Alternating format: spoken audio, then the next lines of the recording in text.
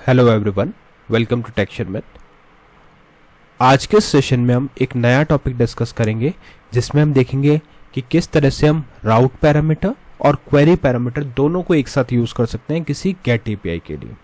ठीक है, इससे पहले पूरी जो सीरीज़ थी वो हमारी क्वेरी पैरामीटर्स पे थी, जहाँ पे हमने बहुत सारे एग्जांपल डिस्कस किए थे क्वेरी पैरामीटर से रिलेटेड, राइट। उसके बाद में जो हमने सीरीज़ शुरू करी वो राउट पैरामीटर से है रिलेटेड है। अब क्वेश्चन आता है कि अगर कभी हमारे को इन दोनों चीज़ों को एक साथ किसी एपीआई कॉल में यूज़ करना होगा तो उसका क्या प्रोसेस रहता है, कैसे हम उसको यूज़ करते हैं और क्या उसके बेनिफिट होता है। तो वही सारी चीज़ें हम इस सेशन में डिस्कस करेंगे कि कैसे कंबाइन करें राउट पैरामीटर्स को और क्वेरी पैरामीटर्स को। बट सेशन शुरू करने से पहले जस्ट मेरा एक रिकमेंडेशन है कि अगर अभी तक आप लोगों ने पहले वाले सेशंस नहीं देखे हैं तो आप पहले उनको देख सकते हो, क्योंकि जो पूरी प्लेलिस्ट है एक प्रॉपर सीक्वेंस और सिंक में है। तो अगर आप उसको सिक्वेंशली फॉलो करोगे तो और भी ज़्यादा इजी रहेगा आप लोगों के लिए ऑन गोइंग टॉपिक को समझना और उसको इम्प्लीमेंट करना, क्योंकि अभी तो हमारी मेन प्रायोरिटी यही है कि कैसे हम गेट क्वेरी पैरम्स और राउट पैरम्स को यूज़ करें। बट उससे पहले आपको ये आइडिया होना चाहिए कि दोनों होता क्या है, क्वेरी पैरामीटर्स क्या है और हमारा जो राउट पैरामीटर्स है वो क्या है। अगर ये इसका आइडिया होगा तो बहुत ईजी वे में आप चीज़ों को अडॉप्ट कर पाओगे। ठीक है, तो उसके लिए आप लोग टेक्सचर में डिजिटल कोर्स बुक को भी रेफर कर सकते हो, और जो फ्रीली अवेलेबल है आपके डिस्क्रिप्शन बॉक्स में। वहाँ पे आपको थाउजेंड्स ऑफ सेशंस मिलेंगे जो हिंदी और इंग्लिश दोनों लैंग्वेजेस में अवेलेबल हैं। तो बिना किसी लैंग्वेज बैरियर के आप इजीली उस कंटेंट को कंज्यूम कर सकते हो।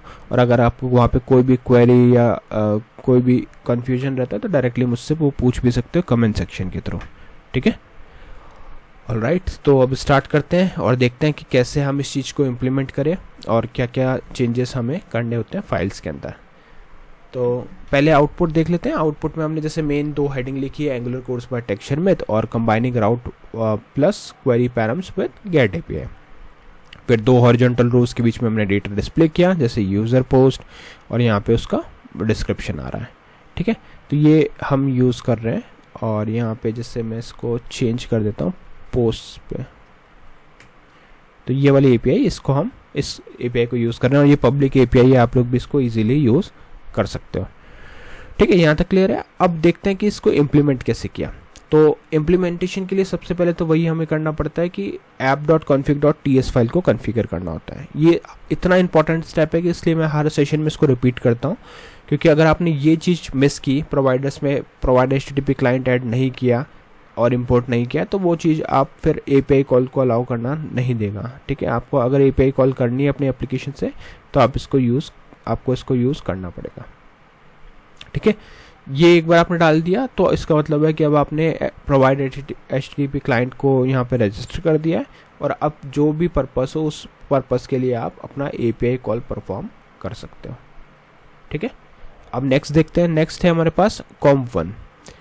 comp1 क्या है? एक कंपोनेंट है। हमें पता है कि हम एक जो भी एपीआई रिलेटेड लॉजिक लिख रहे हैं वो एक कंपोनेंट में सेपरेटली मेंशन करने वाला है। तो उसके लिए आप यहाँ पे comp1 कंपोनेंट लिखोगे और इस comp1 कंपोनेंट के अंदर आप देख रहे हो 4 फाइल्स है। और ये कैसे बना, इसके लिए आपने कमांड रन करी ng for angular, g generate, c component and comp1 component का नेम। इतना करके आप जैसे एंटर करोगे तो ऑटोमेटिकली comp1 यहाँ पे क्रिएट हो जाएगा, जहाँ पे 4 फाइल्स हैं, css, html, spec.ts और component.ts। ठीक है, ऑफ कोर्स बाय डिफ़ॉल्ट ये ब्लैंक आएगी, जस्ट एक सिंटेक्स देगी, आपको स्ट्रक्चर देगी, बट उसके अंदर फिर हमने ये सारा लॉजिक लिखा है, वो अपन देखेंगे कि क्या क्या लॉजिक कैसे लिखा। बट उससे पहले आपको यहाँ से एक सेलेक्टर वैल्यू को कॉपी करना है। ठीक है, सेलेक्टर वैल्यू है हमारी ऐप comp1, इसको कॉपी करेंगे और हमारी जो एप्लीकेशन है वहाँ पे इसको यूज़ करेंगे। ठीक है, तो एप्लीकेशन के अंदर यहाँ पे ऐप component.ts फाइल है। इस ts फाइल में सबसे पहले हमने कंपोनेंट को इम्पोर्ट किया जो है comp1 कंपोनेंट, और एक बार जब ये इंपोर्ट हो गया तो अब हम डायरेक्टली अपने HTML फाइल के अंदर इसका यूज़ कर सकते हैं। तो यहाँ से जाएंगे हमारे app.component.html फाइल पे। यहाँ हमने पहले मेन हेडिंग डाली Angular course by texture Math, फिर सेकेंडरी हेडिंग डाली combining route plus query params with get API. फिर हमने दो हॉरिजॉन्टल रोज के बीच में सिलेक्टर वैल्यू का एक टैग डाल दिया जो है ऐप comp1। ये वही वैल्यू जो भी हमने कॉपी करी थी। इतने स्टेप्स तक जो भी हमने देखा वो बेसिक था कि कैसे हम एक अपने कंपोनेंट को हमारे एप्लीकेशन से कनेक्ट करते हैं और क्या क्या कॉन्फ़िगरेशन हमें करना होता है। ठीक है, तो ये तो आपको स्टेप्स हर बार रिपीट करने पड़ेंगे जब भी आप इस चीज़ को इम्प्लीमेंट कर रहे होंगे। उसके बाद वाला जो स्टेप है वो इंपॉर्टेंट है, उसमें हम क्या करेंगे, पूरा एपीआई का लॉजिक लिख रहे हैं। तो अब देखते हैं comp1 component.ts फाइल को। तो यहाँ पे पहले तो आप देखोगे कुछ चीज़ें हमने यहाँ इंपोर्ट की है, ये हमें इंपोर्ट करना होगा, जैसे common module, HTTP client, HTTP params, ठीक है। ये सब इंपोर्ट करने के बाद में अब हम जाएंगे सीधा क्लास पे। ये बाय डिफ़ॉल्ट जो है वो एम्प्टी होगी, बट हमने यहाँ पे लॉजिक लिखा, जैसे पहले हमने पोस्ट नाम से एक एरे बनाया जहाँ हम हमारा पूरा डेटा स्टोर करेंगे। तो एपीआई जो भी डेटा रिटर्न करेगा वो पोस्ट में स्टोर होगा। फिर हमने एक कंस्ट्रक्टर बनाया HTTP क्लाइंट के लिए, प्राइवेट HTTP क्लाइंट। तो जब भी HTTP क्लाइंट को आपको यूज़ करना होगा आप HTTP टर्म यूज़ करोगे वहाँ पे, ठीक है। उसके बाद में हमारे पास एक ng on init मेथड है, जिसके अंदर हम जो भी लॉजिक लिखेंगे वो ऑटोमेटिकली इन्वोक होगा ये मेथड जब भी हमारी एप्लीकेशन लोड होगी, ठीक है। तो इसको आपको लोड करने के बाद में कॉल करने की ज़रूरत नहीं है, ऑटोमेटिकली इन्वोक हो जाता है, ठीक है। ये भी एक इम्पॉर्टेंट टॉपिक है जो हम ऑलरेडी कवर कर चुके हैं और बहुत इंपॉर्टेंट है क्योंकि इसमें काफ़ी सारी चीज़ें हमने डिस्कस करी थी। तो वो आप रेफ़र कर सकते हो जब भी आपको देखना हो हुक्स के बारे में, क्योंकि ये इंटरव्यू पर्सपेक्टिव से बहुत इंपॉर्टेंट है, ठीक है। तो यहाँ तक हमने क्या किया, सीधा एक ng मेथड बनाया और उसके अंदर हमने कुछ कांस्टेंट डिक्लेयर किया, जैसे यूज़र ID 1। तो बाय डिफ़ॉल्ट मैंने इसकी ID सेट कर दी 1 पे। Constant params, new HTTP param dot set, और यहाँ पे हमने लिमिट सेट कर दी 3। तो अब ये लिमिट वाला पोर्शन जो है वो तो क्या हो गया हमारा क्वेरी पैरम्स, ठीक है। और उसके बाद में दिस डॉट http.get any, अब यहाँ पे URL आपको देखना, देखो HTTPS ये पूरा URL आ गया यूजर्स तक। फिर उसके बाद में हमने ये डॉलर सिंबल लगाया और उसके साथ पास किया यूज़र ID/post, ठीक है। तो यहाँ पे हमने जो यूज़र ID पास करी ये क्या हो गया हमारा राउट पैरामीटर, जो हमें पता है कि फिक्स्ड रहने वाला है, ठीक है। यूज़र 1 के लिए ही हमें डेटा लाना है। और पोस्ट में से हमने डाला पैरम जो है लिमिट 3, मतलब 3 डिटेल हमें वहाँ पे शो करनी है। तो ये क्या हो गया हमारा कॉम्बिनेशन हो गया किसका, राउट पैरामीटर का और हमारा क्वेरी पैरामीटर का। दोनों चीज़ हम यहाँ यूज़ कर रहे हैं।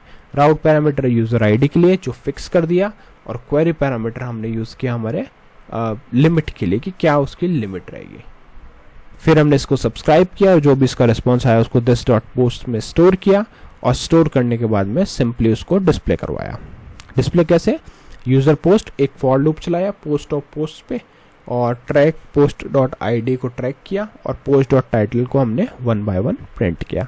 तो अब अगर आप इसका आउटपुट देखोगे तो आपको उसी बेसिस पे जो भी कॉम्बिनेशंस हमने यहाँ अप्लाई किए उस बेसिस पे हमारे पास जो है डेटा यहाँ पे डिस्प्ले हो रहा है, ठीक है। तो ऐसा नहीं है कि आपको हमेशा एक ही चीज़ यूज़ करनी है। एग्जाम्पल अगर हम बात करें किसी प्रोजेक्ट की, तो प्रोजेक्ट में आपको बहुत सारे ऐसे सिनेरियोज मिलेंगे जहाँ पे आपको मल्टीपल चीज़ों को हैंडल करना होता है साथ में, इसीलिए इनका कॉम्बिनेशन पढ़ना और समझना बहुत इंपॉर्टेंट रहता है, ठीक है। क्योंकि अगर आपने ये चीज़ पढ़ लिया तो ही आप इजीली समझ पाओगे कि कैसे ये चीज़ें हम अपने रियल लाइफ प्रोजेक्ट में इम्प्लीमेंट करें, ठीक है। तो यहाँ पे आप देख रहे हो पोस्ट का डिटेल हमारे पास आ गया और ये हमारी एपीआई है। तो इस चीज़ को समझने के लिए सबसे बेस्ट एग्जांपल ये है कि आप जो भी डेटा यूज़ कर रहे हो उस डेटा को इम्प्लीमेंट करके देखो। जैसे यहाँ पे देखो टाइटल है यूज़र ID 1 का, ये टाइटल है और एक ये टाइटल है।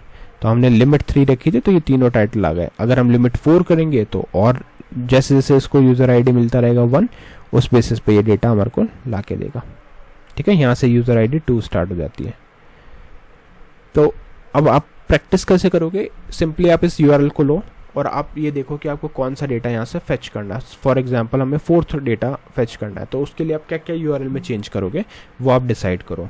फिर उस बेसिस पे हमारा जो क्वेरी है, पहले एक बार नॉर्मल हार्ड कोडेड वैल्यू के साथ बनाओ और फिर उसको डायनामिक बनाओ, क्योंकि डायनामिक ही होना चाहिए लॉजिक, राइट।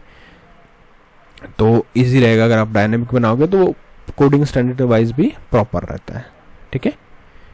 तो इस तरह से आप प्रैक्टिस करो। उस प्रैक्टिस के दौरान अगर कोई भी क्वेश्चन आता है आपका API से रिलेटेड, इस सेशन से रिलेटेड या इस प्लेलिस्ट से रिलेटेड, तो आप लोग इजीली डायरेक्टली मुझे कनेक्ट कर सकते हो अपने YouTube कमेंट के थ्रू, और वहाँ पे अगर आपका कोई भी क्वेश्चन दिखेगा तो मैं ट्राई करूँगा उसको आंसर करने की, ठीक है।